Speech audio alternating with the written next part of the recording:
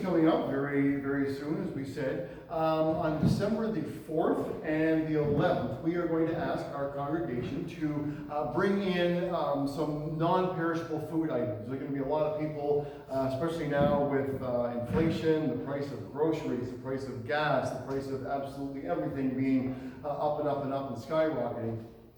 This time of year can be hard for a lot of people, and if we can help in any small way, that would be fantastic. So December the 4th, December the 11th, we will remind you again. If you'd like to bring in some food, some non-perishable food items, we will deliver that to the food bank as a congregation and hopefully help make people's Christmases and times and just around the dinner table a little bit easier and less burdensome. So good on that.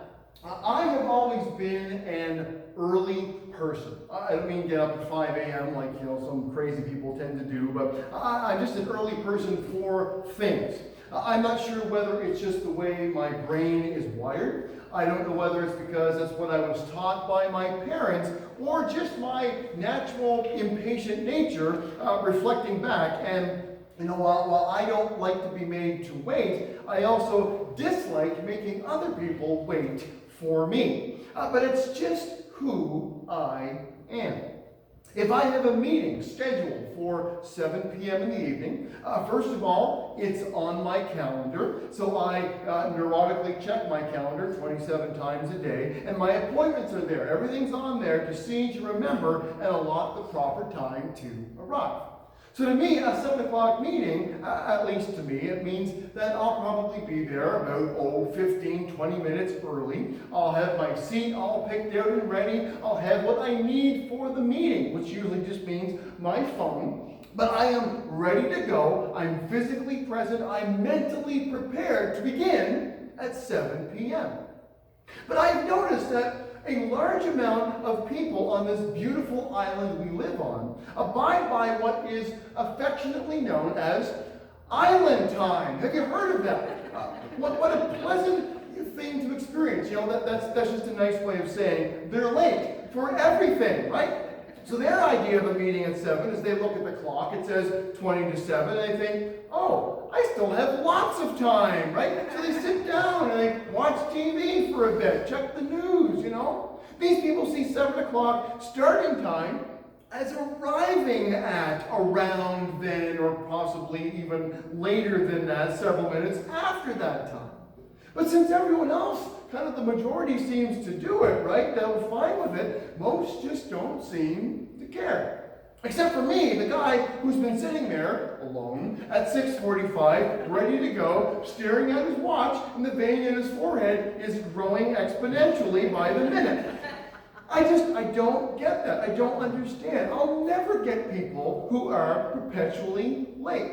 I remember a wedding once where the bride was 20 minutes late for the rehearsal, half an hour late for the wedding, and then for the reception afterwards, she was an hour late. I nearly had an aneurysm, let's just say. Because that's just how I'm wired. That's who I am. I don't wait until the last minute to get ready. If I've got time to spare, and I know that, I'll do what I have to do. I'll be ready to go. And then, if I have a few minutes left over, I'll take my phone out and maybe kill a few Klingons on my Star Trek game. But I had this friend in high school. Great guy. We're still friends today, over 30 years later. But he was a perpetually late person. And he'd sometimes be able to get, his dad's car, and he'd come pick me up, and we'd do cool high school things like drive up and down University Avenue, But me, being who I was, I would be ready 10 minutes before he said he would arrive. I don't like making people wait, right? He, of course, being a late person, every time would run 10 minutes behind schedule. And so, even though I knew that this is who he was, instead of allotting for that and simply being ready for when I knew he would actually show up, I could not overcome my nature, and I'd be sitting there at the bottom of the stairs with my coat and my shoes on, not just 10 minutes early, but 20 minutes early, because that is just who I am. Who we are as people the character we display, the integrity we show, that should all be very obvious to the people around us. Those external displays of who we are, they show up, whether we're conscious about it or not. If you look at a person's shopping cart at the grocery store, you can make some, Sherlock Holmes deductions about their eating habits, about their lifestyle. The stack of frozen pizzas, the chicken nuggets and fries, they speak to a few possibilities. They either, like myself, have zero gift for actual cooking, or perhaps their work schedule doesn't allow them the time to do so. Maybe the lack of financial means, the price of groceries, doesn't give way to the ability to prepare more diverse and healthier meals. Sometimes I look at a person's cart, I don't even recognize most of what is in there. All these fuzzy green and white things, I affectionately call it hippie food, all right? That's what I call it. If you have an eye for clothes, you might notice other people that they care more about things like wrinkles. Their shirts, their pants, they have been ironed, they have been hung out before wearing.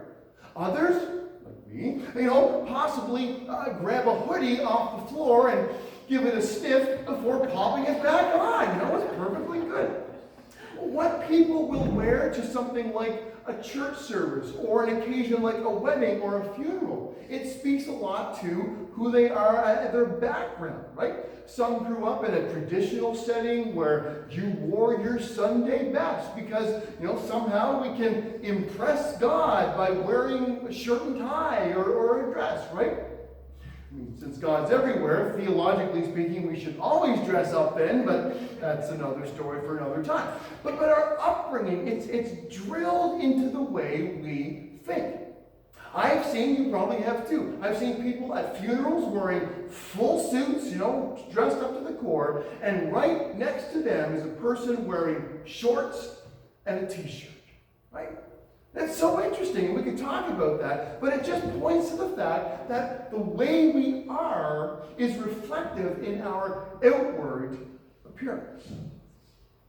James, the brother of Jesus, and writer of this letter that we have been flipping through the last while, speaks to this a little bit. Now, he doesn't address clothing styles or wise food choices, but instead, he helps us reflect on making sure that through our outward actions, people know who we really are.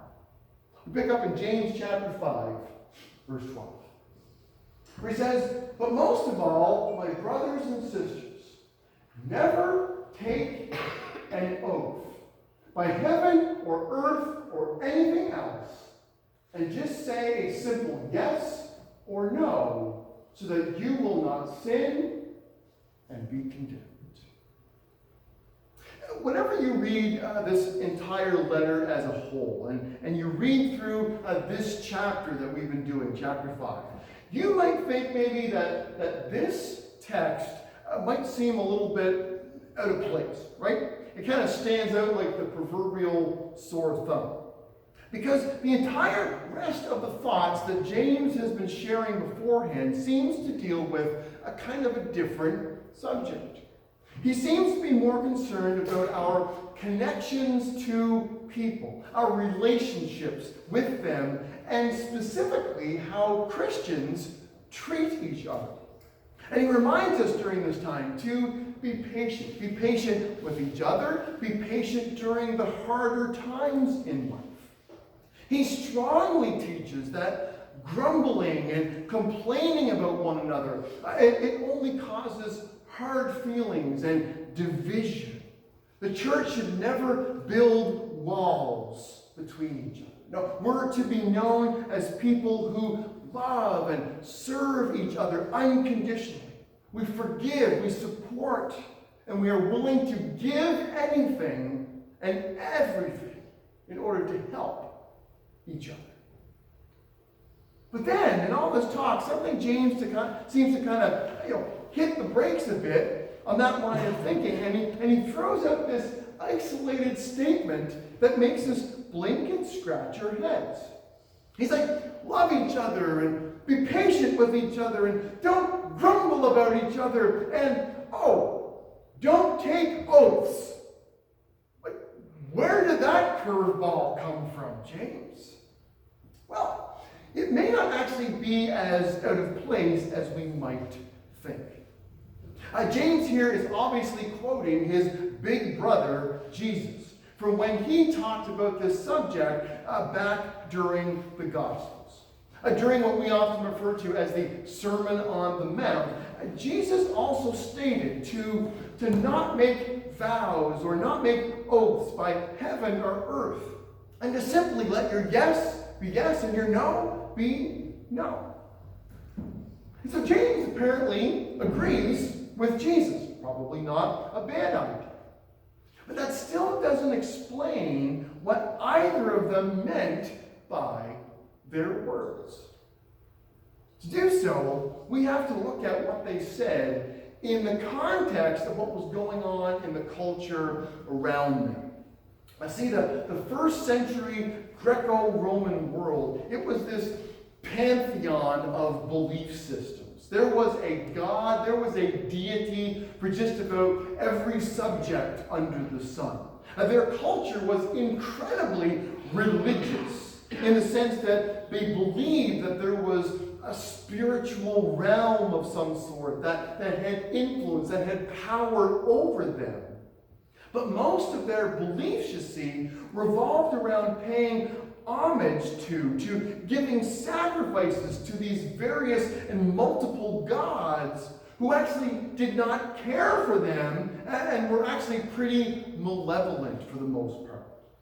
And so the thought was that if you try to keep them happy or at least a bit distracted from you, well then maybe your life would be okay, at least for a little while.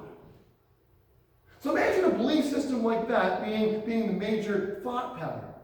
And being a Christian back then, wading through it all and trying to step in and trying to talk to people and tell them that actually there's really only one God. And that he loved and cared for them like his own children. And in the midst of this culture, people would often give these oaths. They would make promises in the names of all these various deities.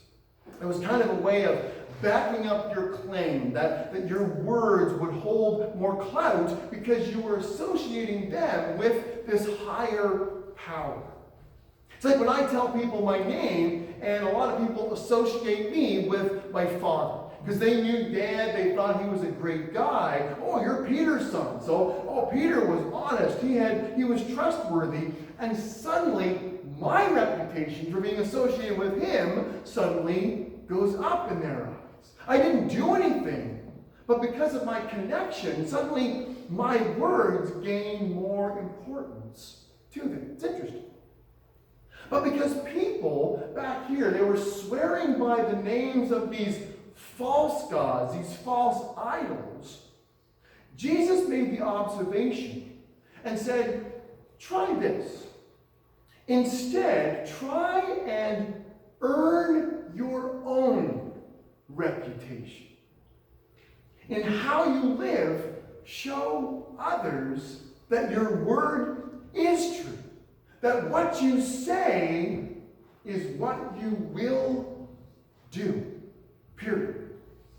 You don't actually need to connect yourself to some fake God that doesn't exist and really won't help you anyway.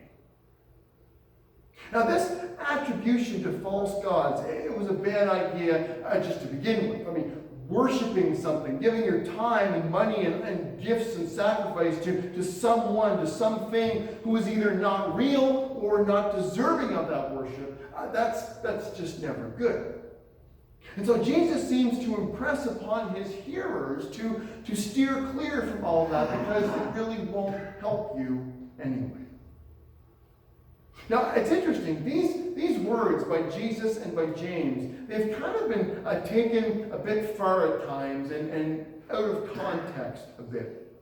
I know some well-intentioned people have gone as far as to take Jesus to mean that if they ever get to testify in court, that they should never place their hand on a Bible and swear by it that you are telling the truth. And I get that. I totally get that. And if your conscience feels burdened by that, then by all means, you don't have to. That's fine. But I don't think that act is what Jesus and James was talking about. Why don't I think that? Well, the Bible, our physical book that he would use, it had not been written yet. It had not been compiled yet when Jesus and James spoke these words. And their court system was much different, far removed from ours, so there would have been no connection to his original audience when he said this to that concept. I'm actually pretty sure Jesus was more interested in two things. First, don't give these idols and these false gods any recognition whatsoever.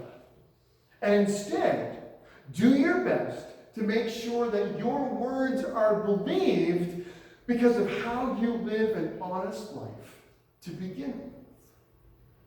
James repeats much of his brother's advice, and I think in the context of what he had been talking about, it makes sense. Don't get caught up in this taking oaths and making promises in the name of something or someone else. But instead, make sure in your relationships with each other that you have lived well, that your integrity is strong, your words are always honest. And in that, make sure people know that when you say something, they know that what you say is true. Let your yes mean yes. Let your no simply mean no. And people will know that because of who you are. We don't need to get caught up in trying to make this something far more complicated than it actually is. Think about it.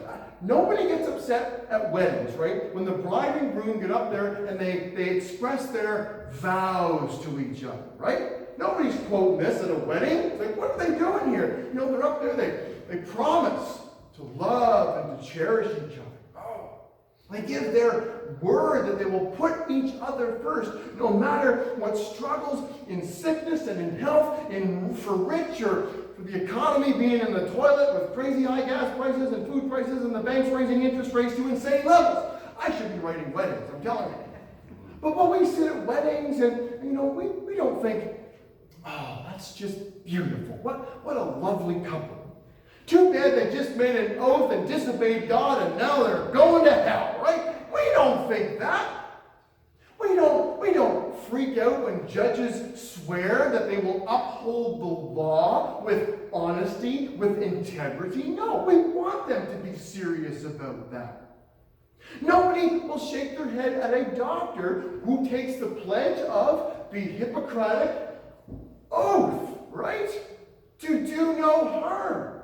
Because I don't know about you, but I want my doctor to read that sucker every day. Because if I'm lying on his table about to be sliced open to replace something broken or to take out something that's not working anymore or is clogged by all the Mexican food that I eat, I want that oath to do no harm to be at the forefront of his mind as he's holding that scalpel. Not thinking about playing Call of Duty when he gets home or something, right? See, James is so concerned here with people knowing who we are by how we live. People should know that I am not a late person who runs on island time because I am on time. I am early for things and I don't like to make people wait for me. Not many would be surprised to hear that I am like this. But what I hope far more than that is that people, when they look at me, when they listen to me, when they think about me, when they hear my name, is that I am a man of my word. That what I say is what I mean. And sure, I occasionally exaggerate a little bit when I'm telling a funny story in a sermon, I'll admit, but hey, so did Jesus, okay? Nobody can actually squeeze a camel through the eye of a needle, okay? That would just get very, very messy. But in how I live, am I honest with my words? Do I show integrity in my actions all the time? Because that is what is truly important. See, we don't have to make promises. We don't have to just swear by anything. If people already know that when we say something, we mean it. And we prove that by over and over again coming through on what we say. During COVID, whenever we had all those visitor restrictions in place, remember that? And people couldn't physically be there with their families, with their loved ones, in the hospitals and in all those nursing homes and assisted living homes. I remember during that time reading a story about this old fellow who was there and went every day, and he sat outside his wife's window. And he sat there and they talked through the window, they shared through the window. Imagine being married all those years and still having things to talk about. I did not have to ask that man for a copy of his wedding vows in order to prove to me that he loved his wife. He sat outside in the cold on a hard chair every day to spend time with her. Our words are proved by our actions.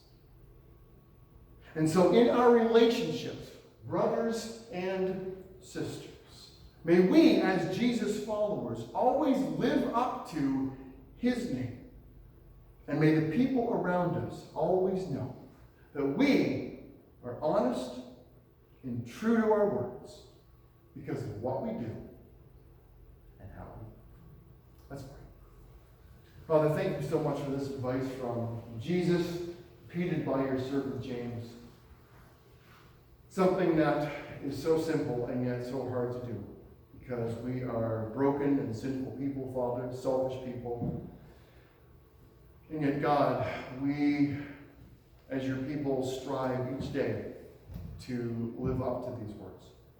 I pray that you help us to get out of the way, to forget about ourselves, and in the words and actions that we say and that we do, that we would daily be reminded to live up to them. That we don't have to prove to anyone that our words mean more because we've made a promise, that we have sworn by something or by someone. But Father, in our integrity and our honesty, that we prove to people every day. That when we say yes, we mean yes. When we say no, we mean no. And that people, because of our lives reflecting that, would see Jesus in us and know that what we say is true. Help our integrity to prove that and to show Jesus to them every day that we live. In Jesus' name we pray.